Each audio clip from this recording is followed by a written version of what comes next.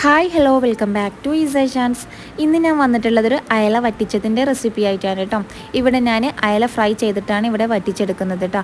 അപ്പോൾ ഈ ഒരു വീഡിയോ നിങ്ങൾ സ്കിപ്പ് ചെയ്യാതെ കണ്ടുകൊണ്ടിരിക്കുന്ന ടൈമിൽ നിങ്ങൾക്ക് ഇഷ്ടമാണെന്നുണ്ടെങ്കിൽ ലൈക്ക് ചെയ്യാനും ഷെയർ ചെയ്യാനും അതുപോലെ തന്നെ സപ്പോർട്ട് ചെയ്യാനൊന്നും മറക്കരുത് കേട്ടോ. അപ്പോൾ നമുക്ക് നേരെ വീഡിയോയിലേക്ക് കിടക്കാം. അപ്പോൾ ഞാനിവിടെ അയലമീൻ കുറച്ച് എടുത്തിട്ടുണ്ട് കേട്ടോ. ഇത് നല്ലോണം കഴുകി ക്ലീനാക്കി എടുത്തിട്ടുണ്ട്.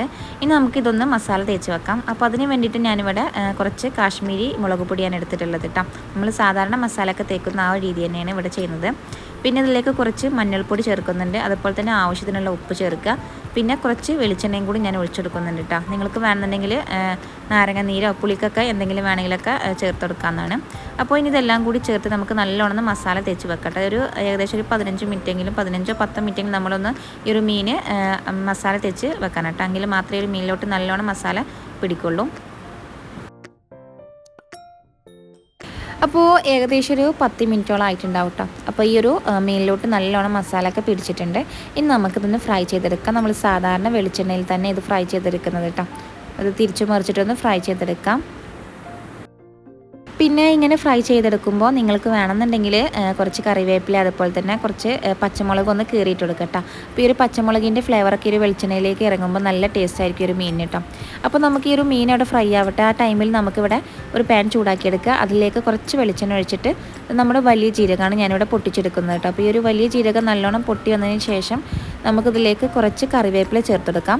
പിന്നെ കൂടെ തന്നെ കുറച്ച് ചെറിയുള്ളിയാണ് ചേർക്കുന്നത് കേട്ടോ. ചെറിയുള്ളി കുറച്ച് അധികം ഉണ്ടായിക്കോട്ടെ.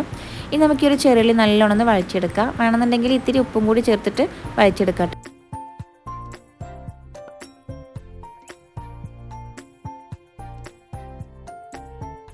പിന്നെ ഇതിലേക്ക് കുറച്ച് പച്ചമുളക് കീറിയിട്ട് കൊടുക്കുന്നുണ്ട് കേട്ടോ. എരിവ് കൂടുതൽ വേണമെന്നുണ്ടെങ്കിൽ പച്ചമുളകിൻ്റെ എണ്ണം കൂട്ടാവുന്നതാണ്. ഈ ഒരു പച്ചമുളക് കൂടി ചേർത്ത് നമുക്ക് ഒന്നുകൂടി ഒന്ന് വഴച്ചെടുക്കാം. പിന്നെ ഇതിലേക്ക് വേണ്ടത് ഇഞ്ചി വെളുത്തുള്ളിയാണ് കേട്ടോ. അപ്പോൾ ഇഞ്ചി വെളുത്തുള്ളി ഞാൻ ഇവിടെ ജസ്റ്റ് ഒന്ന് ചതച്ചെടുത്തിട്ടുണ്ട് കേട്ടോ.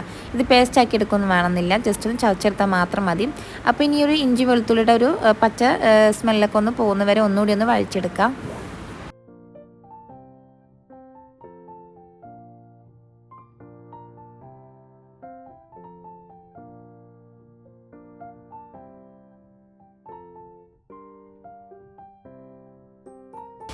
ഇനി ഇതിലേക്ക് ചേർക്കുന്നത് പൊടികളാണ്. പൊടികളൊക്കെ നമുക്ക് കുറച്ച് മാത്രം ചേർത്താൽ മതി. നമ്മൾ മീൻ ഫ്രൈ ചെയ്യുമ്പോൾ അതിലൊക്കെ മസാലയൊക്കെ ഉണ്ടല്ലോ. അപ്പോൾ ഇതിലേക്ക് നമ്മൾ പൊടികൾ കുറച്ച് മാത്രം ചേർത്താൽ മതി കേട്ടോ. അപ്പോൾ ഞാനിതിവിടെ ആദ്യം തന്നെ കുറച്ച് മല്ലിപ്പൊടിയാണ് ചേർക്കുന്നത്. മല്ലിപ്പൊടിയൊക്കെ ഒരു അര സ്പൂണോളം ഉണ്ടാവുള്ളൂ. പിന്നെ അതുപോലെ തന്നെ ഒരു നുള്ളു മഞ്ഞൾപ്പൊടി, പിന്നെ മുളക് പൊടി ഞാനിവിടെ കാശ്മീരി മുളക് പൊടിയാണ് എടുത്തിട്ടുള്ളത് കേട്ടോ. അപ്പോൾ ഈ ഒരു 3 പൊടികളും ചേർക്കുക. എന്നിട്ട് നമുക്ക് നല്ലോണം ഒന്നുകൂടി ഒന്ന് വഴറ്റി കൊടുക്കട്ടെ. ഈ ഒരു പൊടികളുടെ സ്മെല്ലൊക്കെ ഒന്ന് പോകുന്നവരെ ജസ്റ്റ് ഒന്ന് വഴറ്റി കൊടുക്കുക.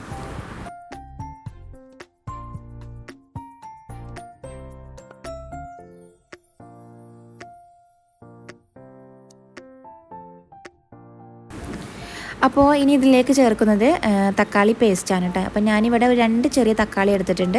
അപ്പോൾ ഈ ഒരു തക്കാളി മിക്സിയുടെ ചെറിയ ജാറിലിട്ടിട്ട് നല്ലോണം അരച്ചെടുത്തിട്ടുണ്ട്. ഇതിലേക്ക് നമ്മൾ വെള്ളം ചേർക്കുകയൊന്നും ചെയ്തിട്ടില്ല കേട്ടോ. വെള്ളം ചേർക്കാതെയാണ് ഞാൻ ഈ തക്കാളി അരച്ചെടുത്തിട്ടുള്ളത്. അപ്പോൾ നല്ലോണം അരച്ചെടുക്കണം കേട്ടോ. എന്നിട്ട് ഈ ഒരു തക്കാളിയും കൂടി നമുക്ക് ഇതിലേക്കൊന്ന് ചേർത്ത് കൊടുക്കാം. എന്നിട്ട് നല്ലതുപോലെ ഒന്ന് മിക്സ് ചെയ്തെടുക്കാം കേട്ടോ. അപ്പോൾ ഈ ഒരു തക്കാളി ഒന്ന് വെന്ത് വരണം കേട്ടോ. അപ്പോൾ അതിന് വേണ്ടി വേണമെന്നുണ്ടെങ്കിൽ ഒന്ന് അടച്ച് വെച്ചിട്ട് ഒന്ന് വേവിച്ചെടുക്കാവുന്നതാണ്. അപ്പോൾ ഈ ഒരു ടൈമിൽ വേണമെന്നുണ്ടെങ്കിൽ ഉപ്പ് ചേർത്തെടുക്കാവുന്നതാണ് കേട്ടോ. അപ്പോൾ നമ്മൾ ഉപ്പ് ആവശ്യമാണെങ്കിൽ മാത്രം ചേർത്ത് കൊടുക്കുക. കാരണം നമ്മൾ നേരത്തെ ഒരു ചെറിയുള്ളി വഴറ്റിയെടുക്കുമ്പോൾ അതിൽ കുറച്ച് ഉപ്പ് ചേർത്തിരുന്നു. അപ്പോൾ അതിനനുസരിച്ചിട്ട് വേണം ഉപ്പ് ചേർക്കാനായിട്ട് കേട്ടോ. അപ്പോൾ ഈ ഒരു ഉപ്പും കൂടി ചേർത്ത് നമുക്ക് ഒന്നുകൂടി ഒന്ന് മിക്സ് ചെയ്തെടുക്കുക. അപ്പോൾ ഈ ഒരു തക്കാളി വേവുന്ന വരെ ഇതൊന്ന് ഇളക്കി കൊടുക്കുക കേട്ടോ.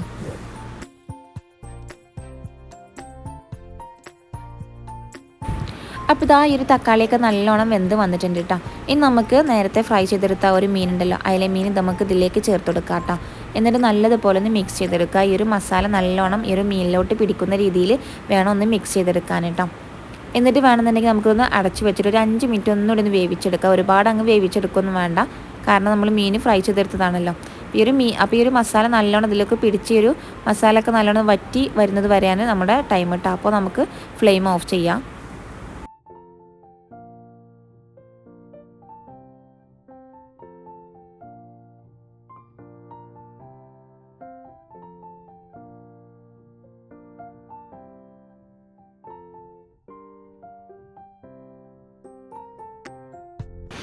അപ്പോൾ ഇതാ അയലമീൻ വറ്റിച്ചത് ഇതാ ഇവിടെ റെഡി ആയിട്ട് നമുക്കിതൊരു സെർവിങ് പ്ലേറ്റിലോട്ട് മാറ്റി കൊടുക്കാം. ഇത് നല്ല ചൂടുള്ള ചോറിനോടൊപ്പമൊക്കെ കഴിക്കാൻ നല്ല ടേസ്റ്റാണ് കേട്ടോ. അപ്പോൾ എല്ലാവരും ഒന്ന് ട്രൈ ചെയ്ത് നോക്കാം.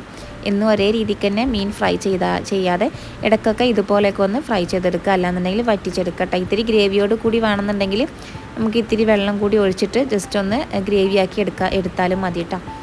അപ്പോൾ എൻ്റെ ഇന്നത്തെ ഈ ഒരു വീഡിയോ ഇഷ്ടപ്പെട്ടാൽ ലൈക്ക് ചെയ്യാനും ഷെയർ ചെയ്യാനും അതുപോലെ തന്നെ സബ്സ്ക്രൈബ് ചെയ്യാനും മറക്കരുത്. നിങ്ങൾ സബ്സ്ക്രൈബ് ചെയ്യുമ്പോൾ അതിൻ്റെ തൊട്ടടുത്തുള്ള ഒരു ബെൽ ബട്ടൺ കൂടി പ്രസ് ചെയ്യുക, അതിലുള്ള ഓൾ എന്ന ഓപ്ഷനും കൂടി കൊടുക്കാൻ മറക്കരുത് കേട്ടോ. അപ്പോൾ ഇൻഷാ അല്ലാഹ് അടുത്തൊരു വീഡിയോയുമായി വരുന്നത് വരെ എല്ലാവർക്കും താങ്ക്സ് ഫോർ വാച്ചിങ്.